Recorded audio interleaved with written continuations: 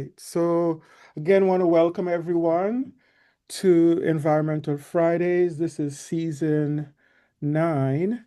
Mhm. If you'd like to learn more about Environmental Fridays, you could use our URL here, the link, www.theenvironmentalfridays.com, or you can use the QR code in the bottom right corner.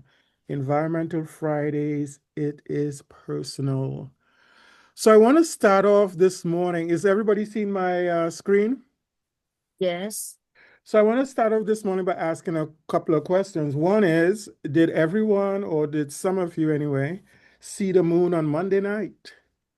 Yes. What was your so you saw it as well in Trinidad, right? So we all Absolutely. yes, yes, And I yes. tried to take pictures, but they came out a little blurry. Your Blurry, picture yes. done. What Sorry, I'm was your seeing my reaction to it? screen. I don't see your screen. Do you have You don't something see? shared? You have a beautiful moon picture to share? Yeah, I I see your have, screen, Desmond. Oh, do you? yeah, Yeah. yeah, Oh, okay. What am I doing wrong? I want to see. yeah. Melanie, try adjusting your Zoom profile Let's setting. see. And So what were your reactions to the moon well, I on caught Monday it on night? my way home after packing up from the Indigenous conference in the last like 10 car lengths before arriving at my property, and I was mesmerized by it. The energy was Mes magnificent. Mesmerized. Okay. Anybody else? What was your reaction to the moon? You can We were share. just in awe, Mhm. Yes. absolutely in awe of the size, everything. Yeah, I wrote poetry. It was so bright. It was so bright here. And where we live on the coast, there's a lot of light pollution. I mean, most nights we can't even see any stars. And so to have a moon that was shining through the windows of the house like sunlight, and outside, everything was hmm illuminated. You could see just like it was day, it was hmm amazing. hmm So I think for all of us who looked at it now, we probably familiar with the word supermoon. That's how it was described. And that we have two more moons, supermoons coming up, and I kind of try to show them here. So the one we saw Monday is sometimes was referred to as Hunter's Moon or Harvest Moon. And then there's one coming up in November, or November 4th and 5th. And then in December, there's another one, the 4th and 5th also of December. And so um, one of the things that I don't know if everyone realizes and knows about the moon is that just like the sun, it rises and sets. And I'm just kind of wondering if anybody has like taken the time to get up early or whenever the moon sets or rises and look at the moonrise or the moon set. Anybody has experienced that? That's something you have, Melanie? Oh, yes. Well, Okay. it's right around when I put my kids to bed. And so we go out whenever it's a full moon right before bedtime so we can howl at the moon and see it. Okay, And good, then, good, uh, and then good. it seems to be setting right as we're leaving for school in the morning. And so we see Right, off on the horizon. right. So Mhm. yeah, I don't know if many people sort of like pay attention to Yeah. that. We pay more attention, I think, to sunrise and sunset, but So the I feel a moon, really big connection to the moon myself. yeah. Um, and so I make it a point to look for it no matter what. Who I'm trying to see who was speaking there. Chris Guston. Oh, okay, okay. Very nice, very nice. And so what I have here are some links that would give us more information. And the information that you could get from many of these sites, especially these top two, is specific to where you live. So if you go to the www.time and date, it has tons of information. And you put in your city, your town, whatever, and you could get information specific to that.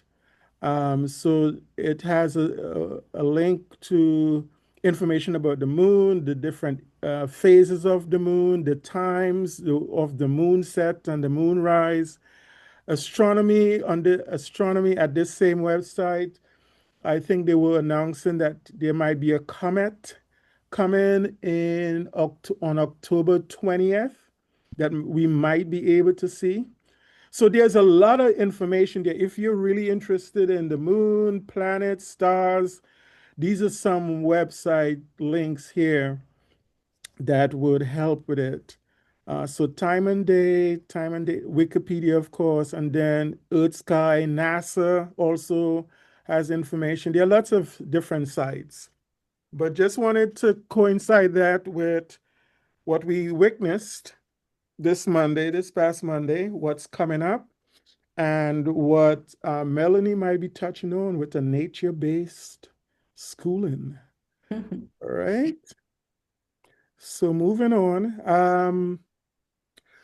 If you'd like to see the bios and photos of all of our guest speakers for this season 9, you could use this QR code in the upper left corner to get to the guest speakers and the co-hosts, their bios and photos. Also at the bottom right is a QR code that would take you to all of the past episodes that we have on YouTube. We have, I think, 135 now episodes on a wide range of topics. And you could see that sort of reflected in this season. Today, of course, we'll be looking at nature-based schooling. Next week is bioplastics and so on. We also want to recognize down at the bottom here some of our sponsors. EGLE, Michigan Environmental Department, Impact Grants, Caribbean Compass, ACS is the American Chemical Society Committee on Minority Affairs, long-time partnership with Benton Spirit, and GC Scored, which is a social emotional organization. And so this is a bigger view of what's coming up for this month. We have one on the 31st as well. But these are our topics and our speakers coming up. I want to just remind everyone that we do really want to have you tune in, even if it's a sentence, feedback. Give us some feedback. Send that feedback to my email, murrayd@environmentalfridays.com, murrayd@environmentalfridays.com, and we will post your feedback on our website. And we have some there already, some of our feedback and testimonials. All right, so at this point, I think, yes, this is where I introduce our co-hosts. So first, Aaliyah Amanda Ali, Aaliyah A. Ali is an indigenous Wahoo Wow. Kalini woman from Trinidad and Tobago. She wears a lot of hats. Climate consultant, educator, multidisciplinary artist. When you say artist, are you talking like art in terms of painting I do and henna drawing art, and stuff? face Okay, painting, body painting, okay, airbrush tattoo. I illustrated all my books while I was in recovery from cancer. I was retraining in graphics and illustration online. okay. She is arts education facilitator and she is co-founder and executive director of the Foundation for Heritage Preservation and Legacy Creation. And there's a lot more we could say about Aaliyah, but as I mentioned earlier, she is one of our guest speakers next semester, and so we learn a lot more about her. Again, if you want to read some more about Aaliyah, on our website. You can go to our website and look her up there too. And you have a website as well, Aaliyah? Yes, I All right. So um, we could share that with others that want to know some more about you. Then our second guest, so Alita will introduce our guest speaker, but our second co-host is Miss Sheila Anderson and Traverse City. Is that what you said earlier? Yeah. Okay. She Yes. in her former life, I guess. I don't know if she still does, but she used to be into early childhood education as a pre-K teacher and a preschool director. And now she's a professional in environmental education certification. What does MAEO stand for again? I knew it at one point. Michigan Alliance for Outdoor Education. Okay, so and so you're still with that organization, correct? Correct. And I'm transitioning from early childhood. All right, good, very nice. And so she lives in the area surrounded by the Great Lakes. So in Traverse City, isn't that where Lake Superior? Is it what lake is Lake Michigan. Lake Michigan? Mm-hmm. But isn't it joined somewhere? I thought there was a place up there that also had another lake close by. I guess I'm mistaken. So anyway, Yeah, that's okay.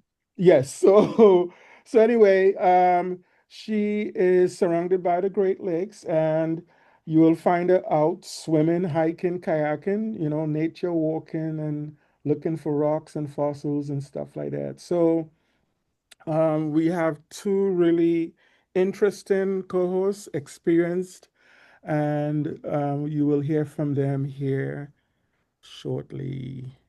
So, Aaliyah, it's your turn now to Good morning introduce our again, speaker. everyone. Thank you so much, Dr. Desmond Murray. It's a pleasure to be here at Environmental Fridays as a co-host.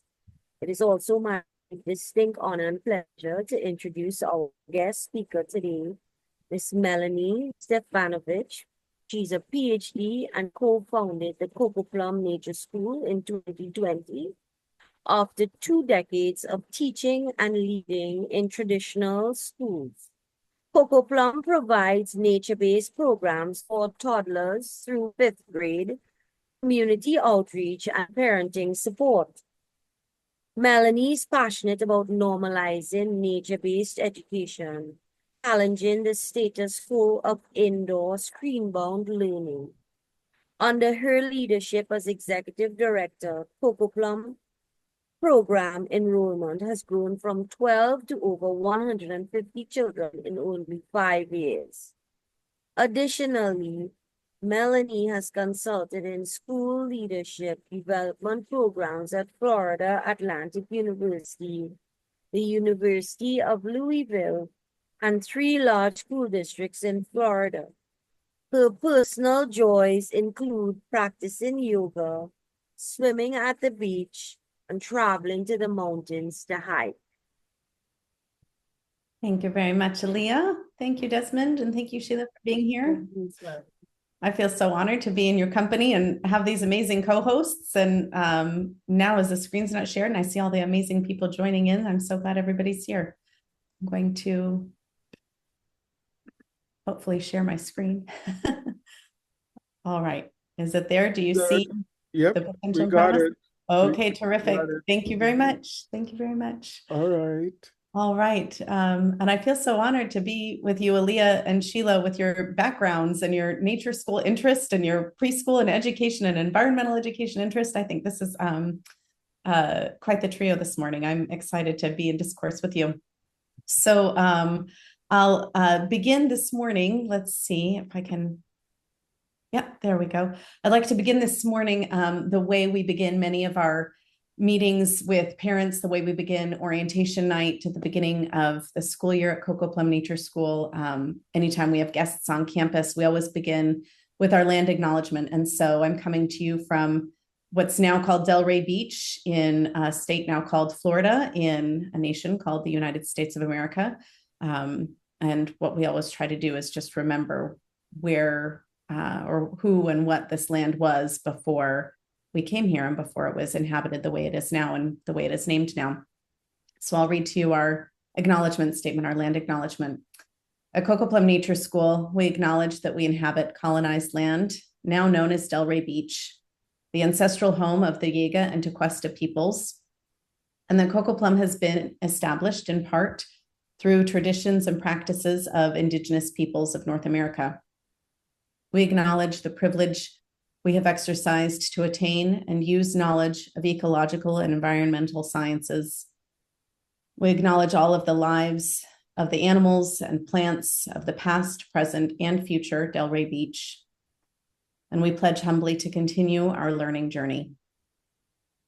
Of course, it's very important in nature schools to, at all times in everything we do, we stay connected to nature and connected to our history and aware of the legacy. And so that's why the land acknowledgement is always really important to us. And now I'd like to invite you another way that we begin things very often with the children. We always do the land acknowledgement with the adults. And of course, we share Indigenous practices with the children too. And I'll get into more of that later. But more of what we do with the children whenever we begin anything, the school day, class period, a field trip, anything, we begin with meditation and mindfulness. And one of our practices is visualization. So I'd like to invite you into a visualization exercise. And so you can either lower your gaze or close your eyes entirely if you're comfortable. And we'll take a few deep breaths with an inhale and extra slow exhales.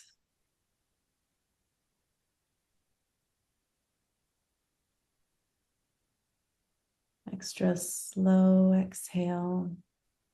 And now, as you're settling, picture yourself as an elementary school student. Now, maybe you're in kindergarten or third grade or fifth grade. And picture yourself at this age in school, feeling a little bit hungry, even though lunch isn't for an hour or so. And feel that little hunger growl in your tummy. And imagine that you're in a school where you have autonomy to listen to your bodily needs. And so even though the scheduled lunch isn't for another hour, you get to go to your lunchbox and pull out your tangerine or your bag of grapes and have a snack because you're a hungry human and you need to nourish yourself and you get to listen to your body. And now imagine that the day has progressed and you're feeling a little bit tired in the afternoon. And so you walk to a hammock hanging from a tree on the playground. And you climb in and you rock for a little while. You can hear around you other children playing, teachers talking to children. But you're just rocking slowly, taking the time you need to rest. Now imagine the day has progressed a little farther and it's rainy outside. And you love to play in the rain. And so that's what you do. Your best friend goes inside because they don't like the rain, actually. They prefer to stay dry and they go inside for a story. But you're aware of the fact that you have a choice and that because you love the rain, you get to be there. And your friend has a choice. They don't love the rain. And so they go inside. And now imagine it's another school day and there's a school garden problem to solve. This is not a word problem in a textbook. You are really outside solving a school garden problem. You're holding one end of a measuring tape. A classmate is holding the other end. And together you're determining the perimeter of the area and the area of a space. You're working together. Sometimes you're arguing. Was it 39 centimeters or was it 41? But the point is you get to talk about it and you're working it out and you're figuring it out together. Now imagine a different setting, still that elementary school self, but now you're in a nature preserve surrounded by tall pine trees. Ferns surround you on the ground. You can hear the rustling of leaves. Maybe it's a skink or a lizard or a squirrel. And the art teacher is there with you. They've given you a palette of colors in front of you and an easel with paper. And they've asked you to look around and see all the different shades of green that you can see. And once you've noticed as many shades as you can see, you're instructed to paint what you see. And as you finish your painting, you make your way over to a basket of nature-themed books. You glance over at your painting, knowing that it's drying safely under the tree, and you sit down to read the book in the shade while your painting dries. So these are pretty typical days in a nature school. And today I'm going to share with you the potential and the promises of nature-based schooling like this. So if you're ready to return to reality, you can rise again. And we'll come back to the presentation. I hope you enjoyed that. I love a good visualization. So a little bit about me before I dive more into nature schools. I grew up in a state that is now called Utah, where my family fostered a love for Mother Nature. We were always outside. We hiked and camped and went fishing in the summer, and in the winter we were skiing and sledding. There was no bad weather when I was a kid. We just had the right gear and we went outside and enjoyed Mother Nature, whatever she had to offer. I felt as a child, and I continue to feel as an adult, so at home and at peace in the mountains and in nature. Right now, as I mentioned, I'm in Delray Beach, Florida, a mile from the beach. And so it's a little bit different geography, but this stage in my life has been a really wonderful invitation to just see and feel and be aware of Mother Nature wherever I am. So a bit professionally, I didn't know when I graduated high school that I would have a career in education. I know we're speaking to some high school students today, and maybe some college students too. I didn't know what I was going to do, and you don't have to know either. What I knew is what I loved. I knew that I loved children. I knew that I cared very deeply about children and childhood. I didn't exactly envision myself as a classroom teacher, but I always thought that I would probably work with children in some way. And then when I got to college, I just studied subjects that interested me. I didn't actually go to a university that had an education degree, so teaching wasn't even really on my radar as an option. I studied psychology because that was of interest to me, and I studied English because I realized I could get a degree reading books, and I liked to read, so that sounded like a pretty good deal to me. And then when I was graduating college, teaching really just kind of found me, not the other way around. I didn't set out to do it. It just sort of happened. The opportunity was there. And then when I stepped into it, I realized that this is what I loved to do. I loved to be in a school and in a classroom. I loved the children. I loved the parents. I loved my coworkers. There's just something for me that really filled my soul being in a school and in a classroom. So after about 10 years of being a classroom teacher, I shifted into administration and found that I loved serving teachers and parents just as much as I loved being with the kids. And although, it was never really my plan, after about 15 years of doing it, and I was ready for a transition outside of traditional schools, I realized, this is for me. This is my lifetime. This is my career. And so even though after being in public schools and traditional schools for about 15 years, it didn't quite feel like the right fit anymore in that setting, I knew that there was something else out there for me. And so I began looking for alternatives and other ways of educating, right? I grew up in traditional schools. I was teaching in traditional schools, but then I knew that there was probably something else a little bit different. At that time, I also had small children. My children were 4 and 2 years old, and I was looking for an educational alternative for them that felt really aligned with my love for the natural world and my reverence for the natural world. And so I discovered the concept of nature schools and forest schools. This was not something that I was trained in, but I discovered it when I was looking for alternatives. And then finding none in my area, I called up an acquaintance of mine who had similar interests. Her name is Fernanda Wolfson, and we agreed to start our own school since there wasn't anything that aligned with what we wanted. And so that's what we did in 2020 in COVID times when so much was shifted and shaken up and born anew.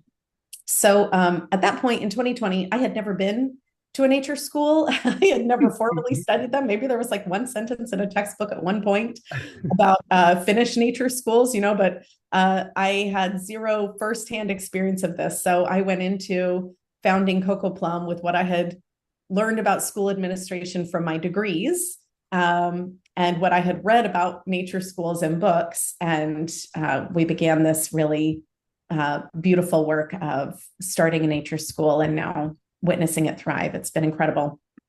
So what is a nature school?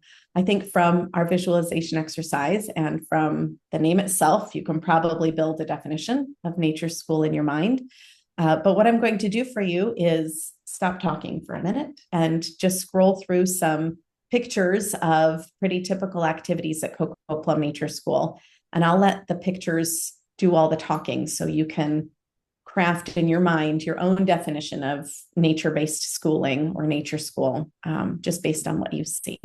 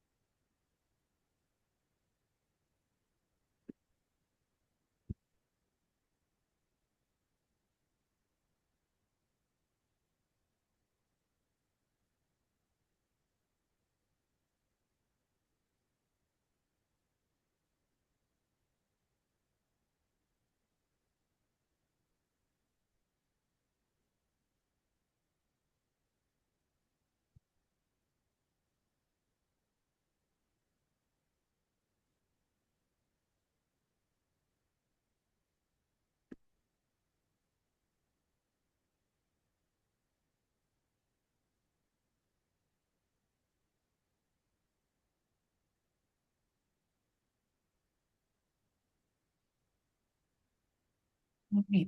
So, what is a nature school? And what is nature-based learning? I invite anybody who'd like to go off mic for a minute to throw out what they noticed or what they think. Actually, I see the PSS Environmental Club. You guys, do you want to, is this a school? Where is this? You could unmute. We're not hearing you. Oh, maybe they have problems with the audio. I wanted to see if they were able to say. But okay, anybody else? What do you think? I mean, go ahead. I wish they would have had this when I was younger. Me too. Yes. I think growing up in Trinidad, mostly in the country, sometimes close to the beach, we would we even though the schools were in country areas, it was more of the traditional, but the actual growing up in those types of environments was an informal type of school. Because I could remember exploring the nature, looking at birds. We used to take care of goats and stuff like that. So while it was not a formalized nature school, at least my recollection is that it was informal.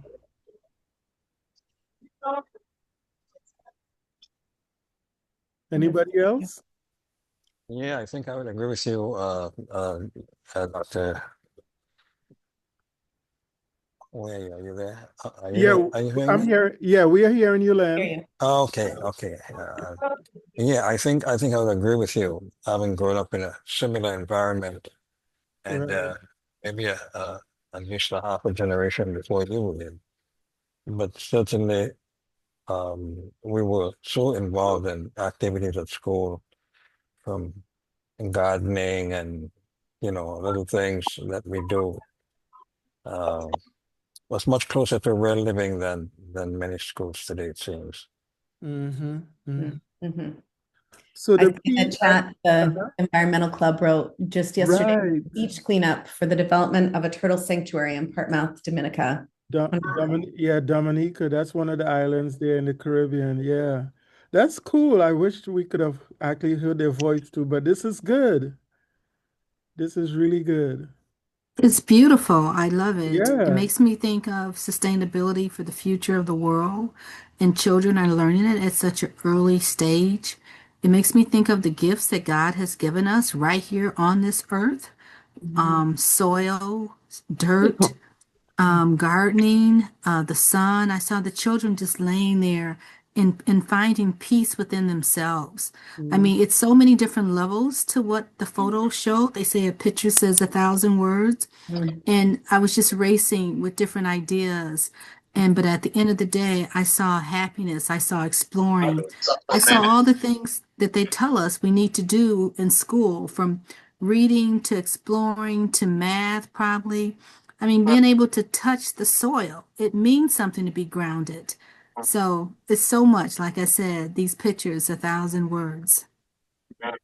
What I like too is what I observe with the kids and the clothes they wear.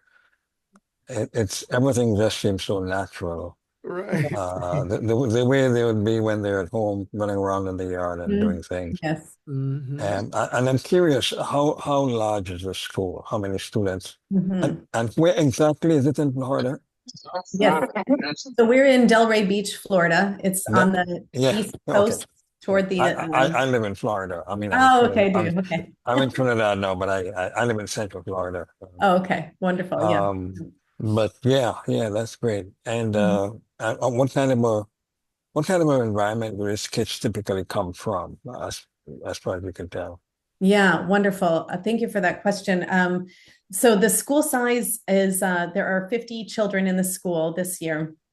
And nature schools like Coco Plum range in size. Some of them are preschools with a few dozen children. And then I've heard of and visited schools with, regular sort of student body sizes of 180, 200 children in them. So the range is wide. It's really a diverse, nature school is a really big umbrella, and it's a diverse collection of different kinds of schools. And I think what you're noticing, though, in the pictures, what I'm hearing everybody describe is really typical of what a nature school is and the characteristics of them, right? You see the children, as somebody mentioned, grounding, laying right there in the dirt, feeling what it feels like to be outside all of the time.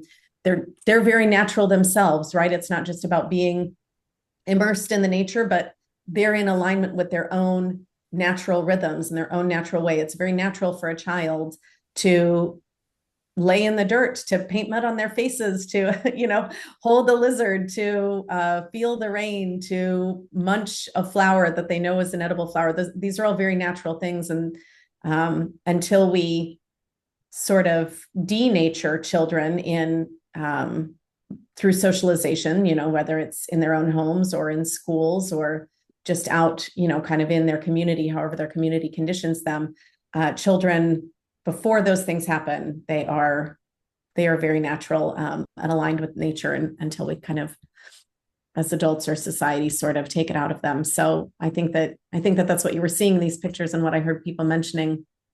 And Desmond, I loved the conversation about the moon at the beginning. These children are looking at an eclipse. That's what they're doing, just so relaxed there with Mother Earth, enjoying an eclipse. And they last year, and this is I'll describe, an instance from Coco Plum, but this is a very common thing in nature-based schools and in nature schools. They do track the moon phase every day. They write the moon phase on the board and draw a picture of it. And last year, they became very enamored with the different kinds of moons, right? The harvest moon or the pink moon or the wolf moon. And so at the end of the school year, our celebration at the end of the school year is called Cosecha Day. Cosecha means harvest in Spanish.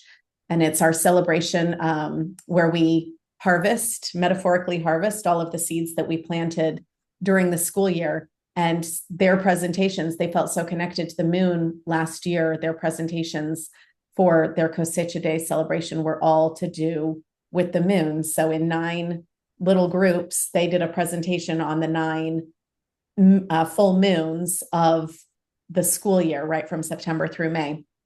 And so that awareness and that connection, and to do it in a way that is, very experiential and hands-on. It's not learning about the moon phases in a textbook. It's observing the moon every single day and kind of creating your own textbook of that information. So these are things, I give examples of what has happened at Coco Plum, but these are things that are really typical of all nature schools. And I heard some of you sharing some of these things, and perhaps you noticed these things in the pictures.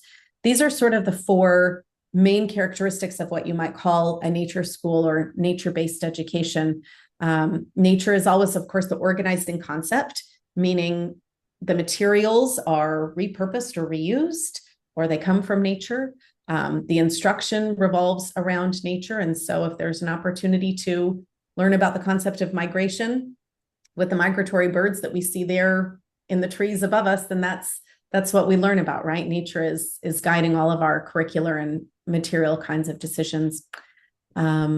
Nature is, next, developmentally appropriate practices are centered. So I spoke a little bit about the nature of children, right? Developmentally appropriate practices are those teaching practices or those classroom practices that respond to individual children and respond to their developmental stage. So sometimes in traditional settings, children might be required to sit in desks for long periods of time or hold a pencil in a certain way. And for some very young children, that's not developmentally appropriate. They're really not ready, right? Until 6, 7, 8 years old, children really need like 3 hours of physical activity a day. And so developmentally appropriate practices means doing what's appropriate for the children in their developmental stage, not just sort of what the school wants them to do or what the adults think that they should be doing.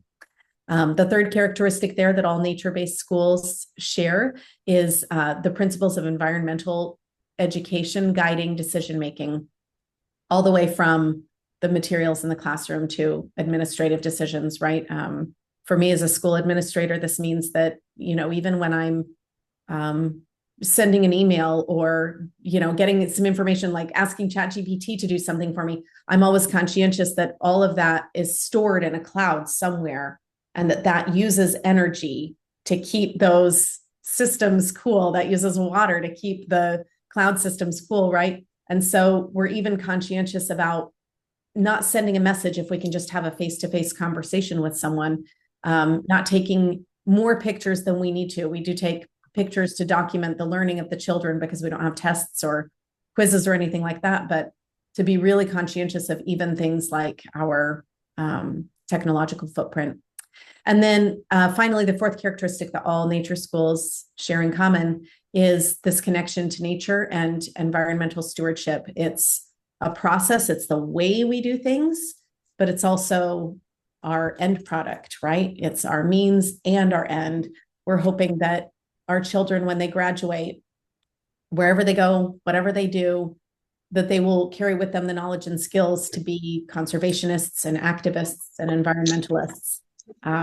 These are important skill bases and knowledges for anybody, whether you become an attorney or whether you become a house cleaner, whether you're a stay-at-home parent, whatever you do, you can go at it with the lens of environmental stewardship. And so that's our process and our goal, that environmental stewardship.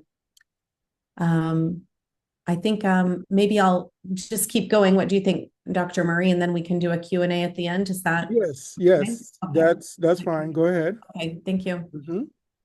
So I wanted to share with you, it feels good. And I think sometimes as humans, we want it to make sense cognitively and logically too, right? So being in nature feels good. It feels like the right thing to do for children. But sometimes we also find ourselves needing to provide a logic or an apology with the science and the facts. So I wanted to share with you this morning a study that was published in 2019. It was a meta study with about 80 different studies in it that it reviewed. And all of these studies had very strong evidence bases themselves. That's why they were included in the meta study. So they had information ranging from standardized test scores and graduation rates. There were experimental studies included in this meta study where they had a control group and the treatment group. And so this meta study is sort of our main defense, our main launch point in terms of anytime we need to respond with the science, because they were really comprehensive about it.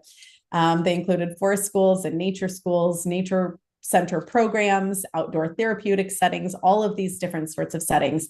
And what they concluded in this massive review was that in academic contexts, nature-based instruction outperforms traditional instruction.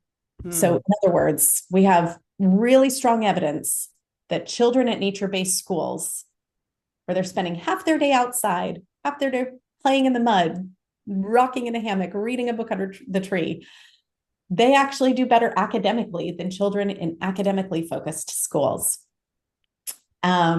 So it's remarkable, especially sort of in a time where we're noticing academics younger and younger, right? We have even preschool programs where children are being required to sit in circles and to try to learn their ABCs and to try to learn math at very, very young ages. This was a remarkable study and remarkable findings, right? That actually being children and being connected with nature has better outcomes academically than some of these early academic things. But really, when you think about it, when you break it down, it just makes sense, right? Like we probably could have guessed this.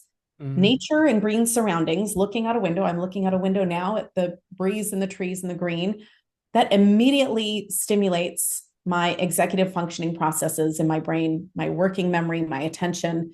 Green and nature do that to us. It's evolutionary, right? It's by evolution. We needed to be able to pay attention, and our environment helps us do that, our natural environment. So what do we know you need to be really strong and skilled in school in order to perform well academically? Well, you need a good working memory, you need a good attention span, and you need strong executive functioning. So if nature does that for our brain, then our brain's better able to learn those academic sorts of things. And it also makes sense because in nature schools, there's lots of unstructured playtime. So unstructured play, which is more than half of a school day in a nature school, this provides significant benefits, and this has been shown in study after study, in preschool populations especially. The cognitive and academic and social and emotional outcomes go through the roof when kids have lots of time just to play and be kids. So nature school is an educational environment, right? And it's also all of these other things. And so it's all of the other nature pieces that actually make the schooling part more effective. So nature school isn't just good for the kids. And now I've got the bullet points there where you can see all the benefits for children. It's not just good for the kids, it's good for the adults too. So it's an environment where the teachers and the parents can remember, and where the children never have to forget that humans are nature too. We all evolved from the same single cell organism as the pine trees and the parrots and the butterflies. And nature school reminds us we are nature. We forget sometimes, when I say we, I mean adults or older children, high school age, maybe children, because we spend so much time indoors. But even with our human-made shelters, we're nature too. And young children, they haven't forgotten that, right? They're still happy to climb up trees and watch ants crawl in a row. And so that's what nature schools try to continue to cultivate.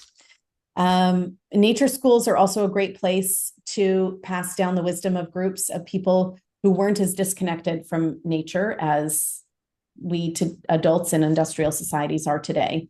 And nature schools, indigenous wisdom and cultural traditions and practices are recentered. They're not just like a fringe topic in a social studies class, but they're a central part of what we do. For example, at Coco Plum, we recite a gratitude statement whenever we harvest in the garden. We thank the plant, we ask permission from the plant, and then we thank the plant. And we also recite a bit about not taking more than what we need and leaving some for others. And that's from North American and Indigenous peoples. We also have a number of play explorations, I should call them, that the teachers are able to connect back to Indigenous practices. So for instance, they were bringing in beautiful little crystals and rocks and trinkets to trade. And so the teachers taught them about the Indigenous practice of a trading blanket and how to come to agreements and be respectful and mindful traders. So all of these things that happen in nature schools, they're what cultivate this sort of internal connection to self, connection to others, and connection to nature that's unique to nature schools. It doesn't always necessarily happen in maybe a traditional school. So I'd like to conclude with a little bit of a call to action to everybody here. Nature schools are still kind of fringe. They are, preschools are common in Europe a little bit more so, and there are nature and forest schools all over the world. We have a family right now that we have the honor of serving from Namibia who came from a forest school there.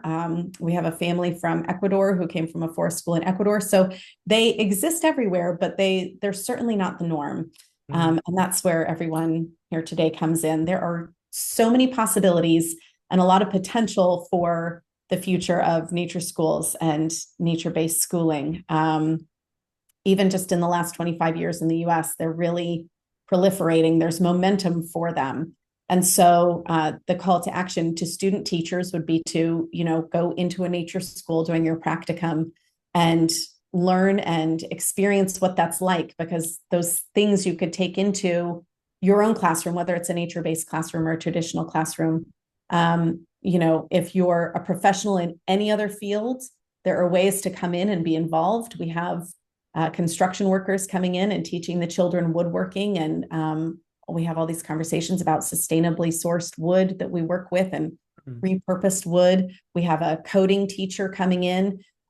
Maybe you can't see the connection between coding and nature right away, but actually the children are learning coding so that they can use drones for conservation efforts. So there are so many ways professionals in different fields could become involved in nature-based schools and support nature schools.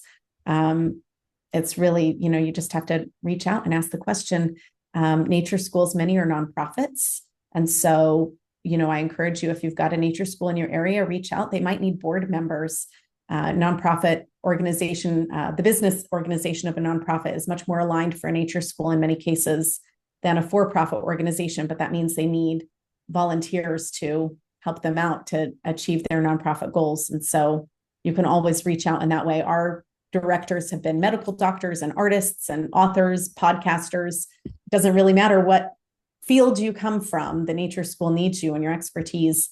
And then, of course, if you're a parent, or maybe one day you become a parent, I'm here today to tell you it's an option. find a nature school or start a nature school, and give your children and the next generation of children the gift of that connection with nature that will serve them and all of us for the rest of time. So anyway, I'll just put my contact information here. And I love to make new friends. So please call or text. It's a cell phone number there. Email, come visit us. We love to have guests. I love to spread the word so that we can make this more normal, more common, and just the regular way of teaching children, and not sort of, the fringy way. All right. Yes. Thank you. Well, fantastic. Desmond, you found a true gem in Yes. our guest speaker today. We did. Oh my goodness. I was secretly cheering all the things that you were saying, Melanie. And so thank you so much for being here today. And we have several questions in the Q&A area here. Wonderful. And so the first one comes from Cindy Goodson. And let me just get back to her here. Okay, so she wonders, are your nature schools concept only geared toward elementary schools? She works at the high school level Mhm. and she loves this concept. Wonderful. Yeah. Nature schools, they did start as an early childhood concept. And in other places, early childhood even goes up to like 7 or 8 years old, right? In the US, we often think of early childhood as up to 4 years old, or 5 maybe. But in other places, it goes to 7 or 8. There are far fewer elementary schools than early childhood, and even fewer secondary schools than elementary schools. It's true. I think as children get older, the idea starts to become, oh, we have to prepare them for what's next, and we've got to, make sure there's plenty of academic time. And that is true. And I think that it can coexist with nature also, right? And so what I see a lot in traditional schools is that they seize upon the opportunity, like this environmental club that's here on the chat, right? You have environmental clubs that tap into that interest for the children and make sure that it's being cultivated. Of course, we see it a lot in biology classes. A really good biology teacher will make sure that you're out in the fields collecting samples and conducting observations. So full-on nature school as a concept for secondary schools, far less common, but I think that there are a lot of opportunities still to incorporate nature-based pedagogy at the secondary level, regardless of the setting. Wonderful. And thank you for answering that. And I believe it's Chris. We heard from her earlier, Chris Guston. She said, says, where I live, we have a small nature-based school that rents a space from a local metro park that started up last year. In your experience, what is the hardest thing about starting or running one of these schools, and how did you overcome that difficulty? Yes, that's the hardest part, finding the space. We ended up in a school building that's attached to a church. It was like their old Sunday school or daycare that they didn't use anymore. And I've found a lot of schools will establish in locations like that. There are a few who have established on old family farms where, a grandparent or an aunt or an uncle can't work the land anymore and they want to keep the land in the family. And so we see nature schools cropping up in sort of rural areas, and they're kind of farm/nature schools. But definitely, working within the constraints of what a state government defines as a school, but then needing to be outside, right? And often a state government defines a school first and foremost by the facility and how big the classrooms are, and the fire codes and the car lines and all of these things, all these regulatory things. And nature schools kind of exist outside of that, right? Because we're outside most of the time. So finding a space where you can operate legally, be a really good steward of the land, especially if you're going into natural spaces, right? If you're going into conservation spaces or forests, being really aware of not overusing the land and maybe sort of spreading yourselves out in a space. The space and land is the hardest piece of it. But it's not impossible. It's done, as she said, and as I said, there are spaces. It is possible. Fantastic. And coming from Ruth Horton, she wonders what suggestions you might have for schools in parts of the country, Midwest, for example, where inclement weather may preclude outdoor activities for any sustained time. Oh, that's such a great question. Nature schools are actually more common in climates with 4 seasons than they are here in South Florida. There are more nature schools in Michigan and Wisconsin and Maryland and New York and Oregon than anywhere else. And these are all places with 4 seasons and it gets really cold.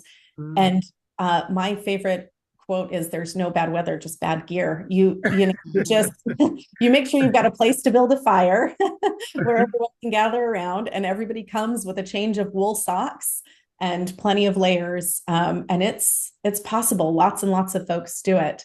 Yeah. Yeah.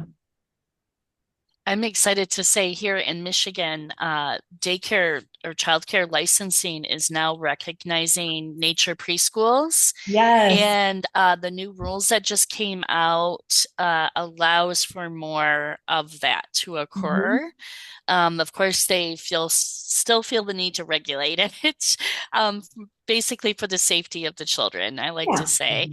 And they have some rules about the inclement weather and how will you prepare for that and things like that. And so I was happy to see that Yeah, that change here in Michigan. that's wonderful. And let's see, our friends at the PSS Environmental Club. Um, One says, I'm a student at PSS and a member of the environmental club there. You stated that you didn't plan to become a teacher, but felt that it called you. How would you describe your experience or suggest advice to younger students who don't know what they want to be when they grow up? Mm. Just keep an open heart, and you know, everybody, the pressure is from the outside, right?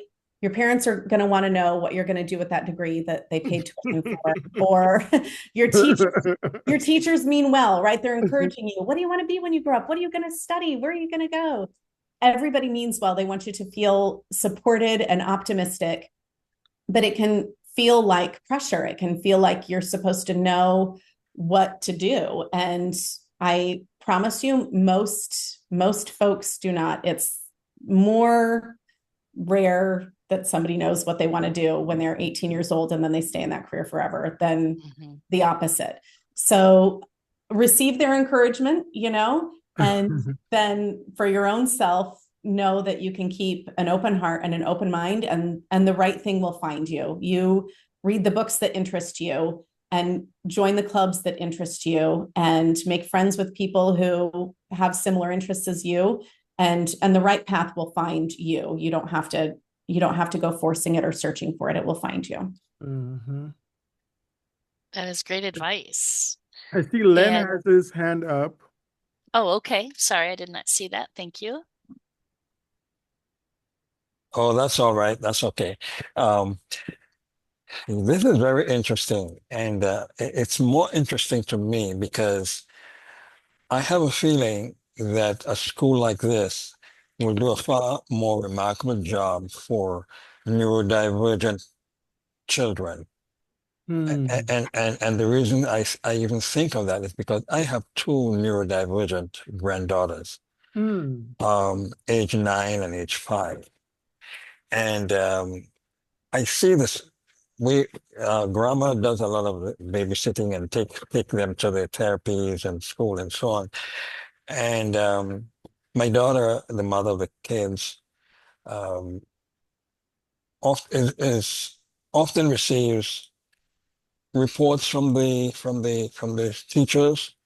And then some days we know they do very well. And if you know anything about neurodivergent kids, they don't function in a normal environment very effectively, what we would call a normal environment, the school environment. Mhm. Um, their the noise affects them. And they just sometimes go off and these tantrums when they become overstimulated and irritated. Hmm. Um, so those kinds of environments are certainly not the best for these kids, although, we have some trained teachers who do their best, but they there's so many things that affect their development and their success and their behavior. And it always seems that they're best when we go out with them and they're in the park and they run around and they do things and they investigate. And one of my granddaughters loves to pick up little animals Hmm. and that kind of a thing. And so I kind of uh, uh, my long speech here to ask. I wonder whether you have tracked or you have any idea uh, how many or if you have neurodivergent kids in your population. I know it's relatively small, so the numbers may be small. Uh, but from parents who are looking for a different kind of education for the kids, other than the typical school environment, which does not really benefit learning for kids like that. Yeah, that's a wonderful question. Our school, in our individual situation, oh, there's a little spider dangling from his swing. We do have at our school about the same proportion of children with disabilities or neurodivergence as in the traditional schools. And we do find that a lot of parents come to us with that kind of story, like what you just shared about your grandchildren. They feel that their children, because of their neurodivergence, their needs are not being met in a traditional school, and they feel like being in nature and the freedom of a school like Coco Plum would really benefit them. I think what is at the heart of that is that the parents and grandparents of neurodivergent children see their differences as assets, right? It is a superpower to be able to tune into so many different things around you and be so hyper aware. And it is a superpower to be able to focus on a singular task or a singular observation for extended periods of time. And I could go on and on, all the other sort of indicators of neurodivergence, but the parents see these as what makes their children unique. And what can be challenging in a traditional system is that it's seen as a deficit or a disability, something to be fixed or accommodated, or, kind of like you got to develop skills to cope with it, that kind of thing, right? And there is part truth in that, right? Because there's a society that we all need to be able to learn how to develop skills to cooperate within. But it becomes problematic when the things that make a child so special and so unique, and some of their talents and strengths and brilliance, is seen as inconvenient or something that needs to be fixed. And so in a nature school, I think that the most beneficial part of it is that nobody is sort of holding our feet to the fire about, all the children need to read by 6 years old, and all of the children need to be in Algebra 1 by the time they're 12 years old. In a nature school, we honor the natural development of the child, right? And there are some autistic children who teach themselves to read at 2 years old, and that's fine and beautiful and wonderful. And there are some autistic children who don't utter a single word verbally, maybe ever, but maybe not until 9 or 10 years old. And that's equally beautiful and wonderful as the early reader, and in a nature school, there is space for that sort of diversity. And so I think that's what a lot of parents of neurodivergent children are looking for. And that is the opportunity at a nature school, is that it's an asset oriented kind of place. And it's a place that responds to the child, as opposed to sort of implementing prescribed kinds of ways of being and pace and achievement. Mm-hmm. Thank you very much for that response. Delray Beach is not close to Orlando area, so No, a bit of a drive. A bit of a drive. Yes, it's a 3 bit of hours a or drive. So, but I just wish you were closer. My grandkids would be at your school. Yeah, but yeah, we and the parents, they're looking for another option, because the two kids have particularly the older one has tested as when she is focused, she's very brilliant. She has a remarkable memory. She's sharp with math and numbers. At 3 and 4 years old, she can count in 5, 6s, 7s, 8s, just like that. And we kind of wondered, but she didn't speak until she was about 2.5. She uttered her first word, but she just seemed to be soaking up everything around her. She has a remarkable memory, and you go with her one place, and you better choose another way when you go back, because she'll tell you you're wrong. She doesn't forget those kinds of things. She just, and then, but of course, in her case, her primary deficit is the social behavior things, and it's funny sometimes the things she will blurt out in company. So you tell your kids, you mustn't say these things, in this kind of a company or this kind of a situation. She doesn't have that filter. So yeah, but other than that, they're perfect. They're just so delightful. At least Grandpa thinks so. So I see Chris Guston. Yeah, Guston. Guston, sorry. Yep. So I kind of want to piggyback off of what Len was saying. So I I am a severe ADHD, very severe ADHD. I was considered brilliant, but I couldn't concentrate. When I got bored, I would misbehave. It was awful. Traditional school really did not work for me, and as I stated before, I wish they would have had this kind of school when I was younger. I'm very thankful to see that this is becoming more available to people for their children, especially those who don't necessarily learn very well in traditional settings. Um, in regards to that, when I started going to high school, I had a high interest in environmental science, and so that's what I ended up getting my degree in.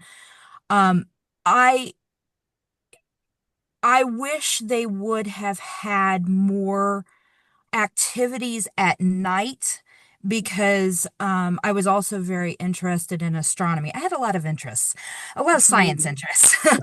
Um, and so, do you guys have special programs that you provide for the children for after hours that they can experience the night sky and the constellations or that kind of stuff. I know there's apps and programs where you can view it on a computer screen, but it's not nearly the same thing as being able to see it. And I know where you are, there's a lot of light pollution, so maybe you can't do it there, but do you know if nature schools are trying to incorporate that stuff as well? Yeah. Oh, that's such a great question. Um, yeah. So I'm gonna maybe kind of work backwards through your question. You're right. We're in an area with a lot of light pollution, and we call ourselves an urban nature school. We're right in the middle of our downtown. Our school setting is, and so and that's got a lot of beautiful opportunities. Actually being an urban nature school, you can see things as like a limitation or an opportunity. It's beautiful opportunities being in the middle of the city. And so what that means for us is that we go on a lot of excursions out and away. And that includes things like camping trips. And so that's when we get to do those sort of night sky things, is when we take the students and along with their parents on camping trips. I'm But, jealous. what's that? She's Oh, jealous. you're jealous. It's wonderful. It's wonderful. There's a nature school near you. You can volunteer, I'm sure. The nature schools that are north of us and in more sort of rural or forested kinds of areas, I know that they do those sorts of things. And what I can tell you about it is another component of nature schools that I won't go too much into because I know we're getting short on time maybe, but the emergent curriculum is a guiding force in nature schools. And that means that the curriculum emerges with the children's interests. And so if there is a nature school where you've got a group of kids who are really into astronomy and they're talking about the moon and they're talking about constellations and they've got a beautiful book, with all of the sort of zodiac constellations or something, anything like that, they show an interest in it. The nature school teacher, a good nature school teacher, will follow that lead and builds content and experiences around that. And so, I mean, that's like just what happened with our moon experience last year at the school. We sort of knew that we wanted to share the moon phases with them and that was an important thing for them to be connected to. But they ran with it, when we were even as a school together howling at the moon and mourning circle as the full moon was going down, So I think that name the field of science, there is an opportunity for it in a nature school, because as soon as the children, or whatever, the field in social studies or the field in math, whatever it is, when the children show an interest, the teachers will craft experiences around it to expand their horizons and give them, those opportunities to really dig in. Well, and because I still have a huge interest in things like astronomy, even though I'm not in that field, I also live in an area that maybe not as much light pollution as you do because we're not as big of a city, but there's still a city. And I'm just on the outskirts of it, so it's a little bit easier to see the stars, but not, there's still that light pollution, and you definitely can't see everything that you want to. I got an app called Skyview, Yeah. and I use that to kind of figure out what stars are up there and which ones I can't see versus the bright ones that I Yeah. actually can to orient myself. So do you guys use those kind of apps and things as well? Is it a technology thing as well as an environmental thing? That's a great question too, because some people, and there are some nature schools that are tech free. And I think that maybe there's a concept that a nature school should be tech free. But at our school, and what I've seen in other places too, we foster this concept of learning to use technology. So technology doesn't use us. And there are lots of really wonderful ways to use technology that, you know, came from the brilliant minds of other human beings who are nature. So we don't have to hate it, we don't have to fear it, right? Right. There are lots of ways to use it to become closer to nature and to learn more. Right. Skyview is great. We love Skyview. We use Skyview. We also all of the teachers have on their phones the Cornell Bird app. So, you know, we use technology when we hear a bird call that we don't recognize. We can use the Cornell Bird app to try to identify it. Google Lens is really powerful now, but before Google Lens, of course, we had all of like the plant identification apps and the mushroom identification apps, right? So there are lots of really wonderful uses for the brilliant technology out there to help us learn and connect more with nature. Yeah. I'm wondering, Aaliyah, do you have any comments or questions? Where's Aaliyah? Okay. I was wondering,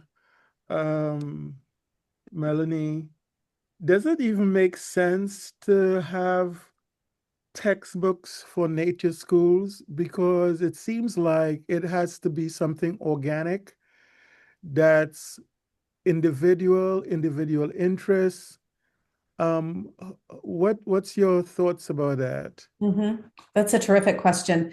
At Cocoa Plum Nature School, we are both, we do both nature and academics. And so we're a regular kind of private school, Monday through Friday, 8 to 3.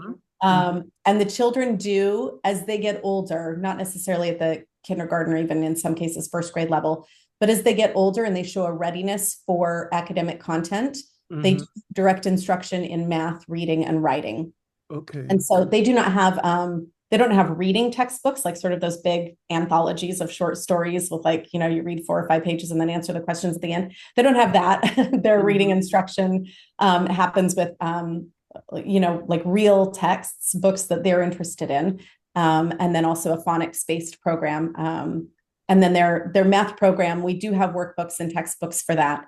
There are most certainly concepts, academic concepts that most people cannot necessarily acquire on their own, right? Some people are self-taught readers and self-taught mathematicians, but most of us need a mentor, a guide, a coach, somebody who knows what they're doing to sit us down and say, all right, this is how you create a number sentence. And this is how you solve for a missing variable. And this is how you blend a P and an H together to go, you know. So those sorts of things are taught explicitly and materials are used, whether it's a textbook or, you know, a regular reading book. But there are also nature schools who do not incorporate any academics in a sort of formal direct instruction way.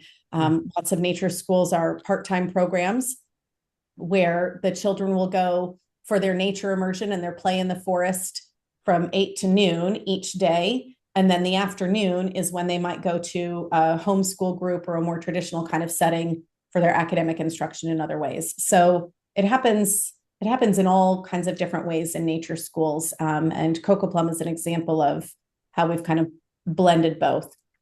Even in, and the last thing I'll say about that is that even in the teacher-directed lessons and the direct instruction in those reading and writing and math skills, nature is still brought in, right? It's still, all of the books are nature themes, books about gardening or animals or swamps. You know, we really try to keep a focus on our nature around us in South Florida. So lots of books about swamps and panthers and the ocean and things like that. And even in math, you know, when they're learning, for instance, I gave an example about perimeter in the gardening in the visualization. That's a real life example. You know, the children were learning perimeter and area in their math workbooks. And rather than using the examples with the grids from the book that didn't make sense, but the children really are working on their school garden right now. And so they learned those skills around area and perimeter and applied them and practiced them in the school garden. And so even when we use the textbooks, we're still constantly incorporating nature and the children's interests. So, like finding the radius of a tree by measuring the circumference. Yeah. Exactly. Yeah. So And even the age, we've even got a formula for calculating, estimating. It's not super precise because, water every year and things like that. But you can even estimate roughly within a few years the age of a tree from the circumference. So I think it's a correct assumption that most schools of education don't train. A minute ago, I mentioned there we go. A minute ago, I mentioned the emergent curriculum, and that comes from the Reggio Emilia School of Thought. Reggio Emilia, for anyone who's not familiar, was or is an educational model developed in Italy toward the end of World War II, with the thinking of, these children had experienced a horrendous war and had experienced a lot of loss, and they needed their childhoods restored. They needed an opportunity to play and to learn how to collaborate and to learn how to be, positive and social and happy, and that began in school. And so the Reggio Emilia method that developed in Italy at that time has evolved in a number of ways in a number of different educational settings, early childhood and elementary education settings. And it is an approach that we borrow from as well. And that's the emergent curriculum piece, right? So in a Reggio Emilia school, the children walk into a more or less blank setting. There's no scope and sequence. There's no curriculum. There are some materials, some art supplies, some blocks to play with, baskets of leaves, that kind of thing. And whatever the children start playing at, then the teachers build the curriculum and the learning units around their play. Reggio Emilia, the other piece of it is the learning is not assessed in a traditional sort of way with quizzes or tests, but rather the teachers get to know each child very, very well on an individual level. And they do a lot of observations. The teachers take a lot of notes and they take a lot of pictures, and they create, instead of a report card with an A for reading and a D in math and a C for social studies, the teachers create portfolios where the children's work is collected and pictures of them working are collected. And it's more of a holistic picture of their progress and their learning, as opposed to, like a lot of kind of summative assessments. Yeah. So those are sort of the hallmarks of Reggio Emilia, and many nature schools, even if they don't identify on paper as Reggio Emilia, many of them are implementing Reggio style practices. Mm-hmm. Well, it's getting up to 11, and so we probably want to wrap things up. This has been a very, very good episode, a very, very good presentation. It's opened a lot of our eyes, and you could tell from the interaction that this is something that a lot of people have been interested in. Sheila, do you want to say a few words, or? Sure. Yeah. Again, just many thanks for this opportunity to be a part of this and hear Melanie. And one thing that I think really resonate and it ties in with what Len and Chris and others have said is that through the nature schools, having that autonomy and learning to listen to your body, I imagine creates that foundation for that deep learning that is taking place, because I'm in a traditional classroom and we struggle with that all the time. And so I just think that's such a beautiful thing. And you laid that out for us very well today. Yes. And I look forward to seeing Aaliyah's presentation as well. I can tell she's a wealth of knowledge, like you said. So thank you. Yes. Thank you so much. So thanks again to Sheila. Thanks to Aaliyah. Thanks to our guest speaker today, Melanie. Yes, thank you. Yes, and we want to thank all of our audience members who especially learned more about this topic. showed deep interest, like Chris and Lynn, Ruth, and others. I want to thank you all for making this episode a very good one. And so we would invite you all to return next week. Next week, our presentation would be on bioplastics, and that should be another very interesting topic. So if it's Friday, it's Environmental Fridays. It is personal. Yay. Take care, everyone. Have a great you very much. weekend. Great, great, great. Thank you, Dr. Murray. We loved your speaker today. Thank you so Okay. much, guys. Thank you. Melanie, I'll be in touch with you because I'd like to find out whether there are any similar schools in our area that you're aware of. And I'll share my contact with my daughter. You got it. Your contact with my daughter, so she can You got it. get in And touch I with put in the chat a couple organizations that have lists of nature schools. Okay, great. Yes. Great. Yeah. And thanks to the PSS Environmental Club Yes. from Dominica. Yes. Hope to see you guys here again. Bring everyone on and spread the word. I'll reach out to you. I got your 2 email addresses, so I'll reach out to you offline as well. Wonderful. Thanks. Okay, thank you. Take care, Okay. everyone. Peace. Bye-bye. All right, bye-bye.